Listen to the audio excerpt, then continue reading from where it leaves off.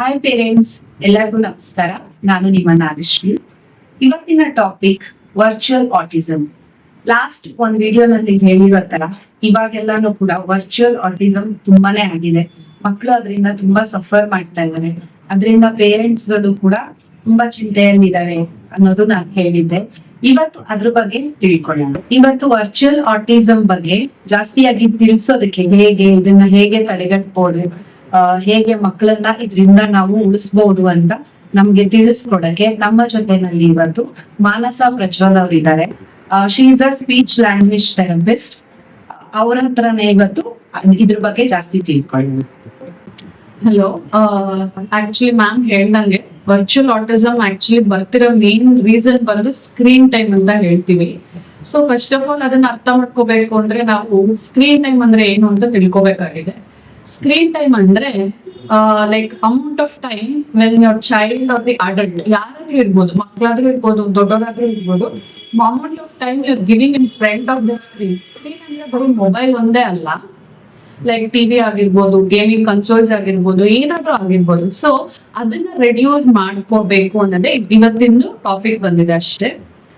ಅದ್ರಿಂದ ಏನೇನು ಆಗ್ತಾ ಇದೆ ಅಂದ್ರೆ ದೊಡ್ಡವರಲ್ಲಿ ಮೇಜರ್ ಆಗಿ ಐಸೈಟ್ ಪ್ರಾಬ್ಲಮ್ಸ್ ಆಗಿರ್ಬೋದು, ಆಮೇಲೆ ಬ್ಯಾಕ್ ಇಶ್ಯೂಸ್ ಆಗಿರ್ಬೋದು, ಆತರ ಮಕ್ಳ ಆಂಗ್ಸೈಟಿ ಪ್ರಾಬ್ಲಮ್ಸ್, ಡಿಪ್ರೆಷನ್, ಇದು ದೊಡ್ಡವರಲ್ಲಿ ಕಾಣಿಸ್ತಾ ಇದೆ.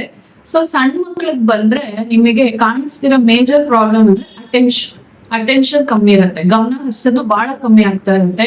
ಒಬ್ರಿಗೊಬ್ರು ಮುಖ ಕೊಟ್ಟು ಮಾತಾಡಲ್ಲ, ಐ ಕಾಂಟ್ಯಾಕ್ಟ್ ಇರಲ್ಲ, ಆಮೇಲೆ ಸೋಷಿಯಲ್ ಮಿಂಗ್ಲಿಂಗ್ ಅಂತ ಕರಿತೀವಿ ಅದು ಇರಲ್ಲ. ಅವ್ರ ಲೋಕದಲ್ಲಿ ಅವರೇ ಇರ್ತಾರೆ.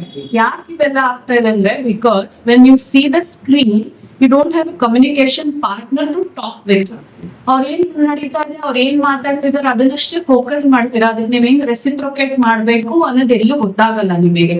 ಸೊ ಇಂಥದ್ದು ಏನಕ್ಕೆ ಆಗ್ತಿದೆ ಅಂದ್ರೆ ಅವರು ಒಂದ್ ಲೈಕ್ ಕಾರ್ಟೂನ್ ತರನೇ ಮಾತಾಡೋದು, ಇಲ್ಲ ರೈಮ್ಸ್ ಅಷ್ಟೇ ಹೇಳ್ತಾರೆ. ಬಟ್ ಅದನ್ನ ಪ್ರಶ್ನೆಗಳು ಕೇಳಿದ್ರೆ ಪ್ರಶ್ನೆಗಳಿಗೆ ಉತ್ತರ ಕೊಡಲ್ಲ. ಮ್ಯಾಮ್ ನನ್ ಮಗ ಇಷ್ಟೊಂದೆಲ್ಲ ರೈಮ್ಸ್ ಹೇಳ್ತಾನೆ ಮ್ಯಾಮ್, ಬಟ್ ಅದೇನು ಅಂತ ಡೈರೆಕ್ಟ್ ಆಗಿ ಕೇಳಿದ್ರೆ ಅದು ಆಪಲ್ ಅಂತ ಗೊತ್ತಿರಲ್ಲ. ಅದೇ ಎ ಫಾರ್ ಆಪಲ್ ಅನ್ನೋದು ಗೊತ್ತಿರುತ್ತೆ, ಅದು ಆಪಲ್ ಅನ್ನೋದು ಗೊತ್ತಿರಲ್ಲ. ಸೊ ಇದು ಎಫೆಕ್ಟ್ಸ್ ಆಗ್ತಾ ಇದೆ ಅಲ್ಲಿ. ಇದಕ್ಕೆ ನಾವು ಫಾಲೋ ಮಾಡೋ ಗೈಡ್ಲೈನ್ಸ್ ಏನು ಅಂದ್ರೆ ಸ್ಕ್ರೀನ್ ಟೈಮ್ ಎಷ್ಟೊತ್ತಿಂದ ಎಷ್ಟೊತ್ತಿರ್ಬೇಕು ಅನ್ನೋದಕ್ಕೆ. So 0 to 2 years and up to 2 years actually no screen time ಅಂತ ಹೇಳಿದ್ವಿ ನಾವು. ಸ್ಕ್ರೀನ್ ಟೈಮ್ ಕೊಡಲೇಬಾರ್ದು ಮಕ್ಕಳಿಗೆ. ಆಮೇಲೆ 2 to 5 years ಬಂದು it is less than 1 hour per day. But again with the guidance of a parent or sibling, at least ಅಪ್ಪ ಅಮ್ಮ ಇಲ್ಲ ಅಣ್ಣನೋ ತಮ್ಮನೋ ಯಾರೋ ಒಬ್ರು ಅವ್ರ ಜೊತೆ ಕುತ್ಕೊಂಡಿರ್ಬೇಕು, ಏನ್ ನೋಡ್ತಿದಾರೆ ಅಂತ ನೋಡ್ಕೊಳ್ಳೋದು. ಆಮೇಲೆ 5 to 17 years ಬಂದು less than 2 hours per day only for there projects on that one, exams ಆತರ. ಹಂಗಾಗಿ ಇದು ಫಾಲೋ ಮಾಡ್ತಿದ್ರು ನಾವು ಗೈಡ್ಲೈನ್ಸ್. ಇದಕ್ಕಿಂತ ಜಾಸ್ತಿ ಮೀರಿ if there is any issues in speech, language, communication and social interaction, ಅಂದ್ರೆ ಮಾತಾಡೋದ್ರಲ್ಲಿ, ಭಾಷೆಯಲ್ಲಿ, ಆಮೇಲೆ ಅರ್ಥ ಮಾಡ್ಕೊಳ್ಳೋದ್ರಲ್ಲಿ ಏನಾದ್ರು ತೊಂದ್ರೆ ಇದೆ ಅಂತಂದ್ರೆ ನಾವು ಅದನ್ನ ವರ್ಚುವಲ್ ಆಟಿಸಮ್ ಅಂತ ಹೇಳ್ತೀವಿ. ಬಟ್ ಅದೇನ್ ಡಯಾಗ್ನೋಸಿಸ್ ಅಂತಲ್ಲ. ಯಾಕೆ ಅಂದ್ರೆ ಅದು ಬಂದು ನಾವು ಅದನ್ನ ರಿವರ್ಸ್ ಮಾಡ್ಕೋಬಹುದು. ಹೆಂಗೆ ರಿವರ್ಸ್ ಮಾಡ್ಕೋಬಹುದು? ಅದು ಏನಿಲ್ಲ, ಮೇಜರ್ ಡ್ರಾಬ್ಯಾಕ್ ಏನು ಸ್ಕ್ರೀನ್ ಟೈಮ್. ಸೊ ಅದನ್ನ ಕಟ್ ಮಾಡ್ಕೊಂತ ಬನ್ನಿ ಅಷ್ಟೇ. ಈಗ ವರ್ಚುವಲ್ ಆಟಿಸಮ್ ಅಲ್ಲಿ ನಿಮಗೆ ಕಾಣಿಸಬಹುದಾದ ಸಿಂಪ್ಟಮ್ಸ್ ಏನು ಅಂತಂದ್ರೆ ಒಂದು ಐ ಕಾಂಟ್ಯಾಕ್ಟ್ ಇರಲ್ಲ, ಅಟೆನ್ಷನ್ ಪ್ರಾಬ್ಲಮ್ ಇರುತ್ತೆ, ಆಮೇಲೆ ಯಾರ ಜೊತೆನೂ ಅಷ್ಟೊಂದು ಮಾತಾಡಲ್ಲ, ರೀಡಿಂಗ್ ರೈಟಿಂಗ್ ಎಬಿಲಿಟೀಸ್ ಇವಾಗ ಸ್ಟಾರ್ಟಿಂಗ್ ಅಲ್ಲಿ ಚೆನ್ನಾಗೇ ಇರುತ್ತೆ, ಹೋಗ್ತಾ ಹೋಗ್ತಾ ಪೂರ್ ರೀಡಿಂಗ್ ರೈಟಿಂಗ್ ಎಬಿಲಿಟೀಸ್ ಬರುತ್ತೆ. ಇದಕ್ಕೆ ಮೇಜರ್ ಅಂದ್ರೆ ಕಾಗ್ನಿಷನ್ ಎಫೆಕ್ಟ್ ಆಗಿರುತ್ತೆ. ಅಂದ್ರೆ ಏನಂದ್ರೆ ಯೋಚನೆ ಮಾಡೋ ಕೆಪಾಸಿಟಿ ಏನಿರುತ್ತಲ್ಲ ಅದು ಬರ್ತಾ ಬರ್ತಾ ಕಮ್ಮಿ ಆಗ್ತಾ ಇರುತ್ತೆ. ಇವಾಗ ಕಾಗ್ನಿಷನ್ ಅಂದ್ರೆ ನಮಗೆ ಮೇಜರ್ ಆಗಿ 3-4 ಏರಿಯಾಸ್ ಇರುತ್ತೆ. ಒಂದು ಪ್ಲಾನಿಂಗ್ ಆಗಿರ್ಬೋದು, ಪ್ರಾಬ್ಲಮ್ ಸಾಲ್ವಿಂಗ್ ಆಗಿರ್ಬೋದು, ಆಮೇಲೆ step to step instruction follow ಮಾಡೋದಿರ್ಬೋದು, ಆಮೇಲೆ ಇದರಿಂದ ರೈಟಿಂಗ್ ಅಂಡ್ ರೀಡಿಂಗ್ ಎಬಿಲಿಟೀಸ್ ಎಲ್ಲ ಕಮ್ಮಿ ಆಗ್ತಾ ಇರುತ್ತೆ. ಏನಕ್ಕೆ ಇವೆಲ್ಲ ಇಂಪಾರ್ಟೆಂಟ್ ಅಂದ್ರೆ ನಾವು ಮಾತಾಡ್ಬೇಕು ನಾನು ಗಾಳಿ ಒಳಗಡೆಯಿಂದ ಬಂದು ಇಲ್ಲಿಂದ ಒಂದು ಪ್ರಾಸೆಸ್ ಫಾಲೋ ಆಗುತ್ತೆ. So that is also motor planning of the organs. So all these are reducing ಅಂದಾಗ ಸಿಂಪ್ಟಮ್ಸ್ ಅಲ್ಲಿ ಏನು ಲ್ಯಾಂಗ್ವೇಜ್, ಕಮ್ಯುನಿಕೇಶನ್ ಎಲ್ಲ ಎಫೆಕ್ಟ್ ಆಗ್ತಾ ಇದೆ.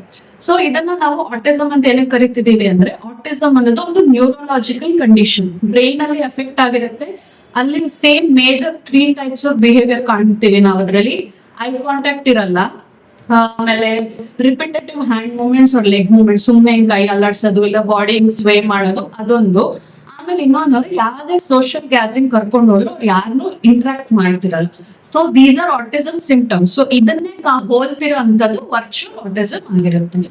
ಸೊ ಇವಾಗ ವರ್ಚುವಲ್ ಆಟಿಸಮ್ಗೆ ಮಾಡ್ಬೋದು ಅದರಿಂದ ಸ್ಕ್ರೀನ್ ಟೈಮ್ ರೆಡ್ಯೂಸ್ ಮಾಡಿ, ಸೋಷಿಯಲ್ ಗ್ಯಾದರಿಂಗ್ಸ್ ಕರ್ಕೊಂಡು ಹೋಗಿ, ಪಾರ್ಕ್ಗಳು ಕರ್ಕೊಂಡು ಹೋಗಿ, ಸೆನ್ಸರಿ ಸ್ಟಿಮ್ಯುಲಸ್ ಕೊಡಿ, ಮಣ್ಣಲ್ಲಿ ಆಟಾಡಿಸ್ರಿ, ನೀರಲ್ಲಿ ಆಟಾಡಿಸ್ರಿ, ಟೆಕ್ಸ್ಚರ್ಸ್ ತೋರಿಸ್ರಿ ಅವರಿಗೆ.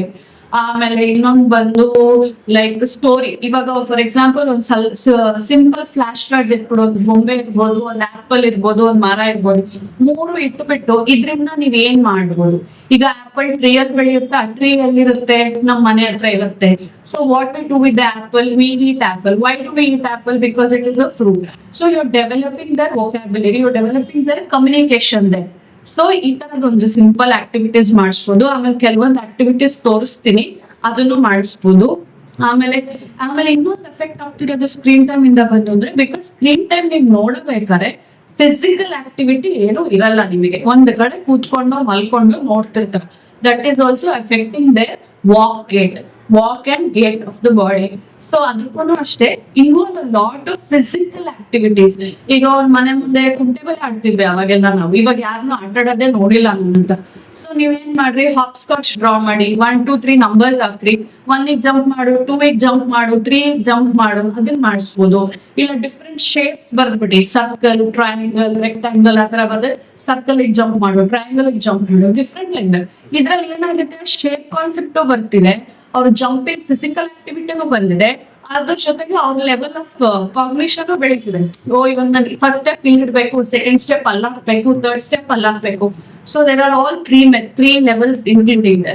ಸೊ ಇಂಥದನ್ನೆಲ್ಲ ಫಾಲೋ ಮಾಡ್ತಾ ಬನ್ನಿ.